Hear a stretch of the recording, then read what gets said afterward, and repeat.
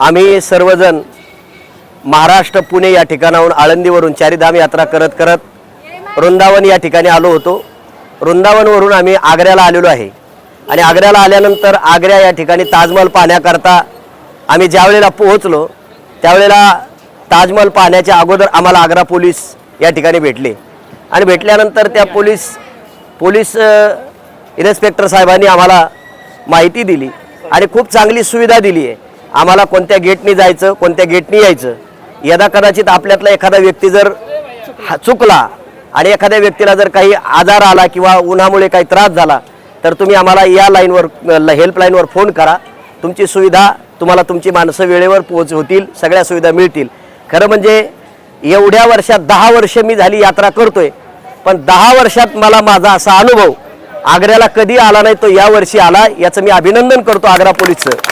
त्याचं कारण असं, सध्या योगी महाराजांची सत्ता असल्यामुळं सगळी सत्ता संन्यासी वारकरी सामान्य जनतेची आहे आणि सामान्य जनता म्हटलं की सामान्य जनतेकरता माणसं सामान्य उभे राहतात आणि सामान्य माणसाला न्याय देण्याचं काम करतात। म्हणून योगीजींना पण धन्यवाद देतो।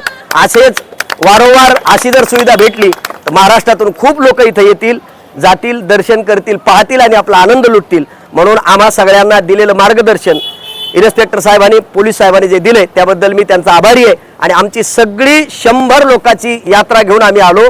आम्ही सर्व त्यांना पाहून भेटून आनंदी झालोय, त्याबद्दल त्यांना धन्यवाद देतो। गोविंद गोरे महाराज की जय, गोविंद गोरे महाराज की जय, हमारे भाई साहब की जय।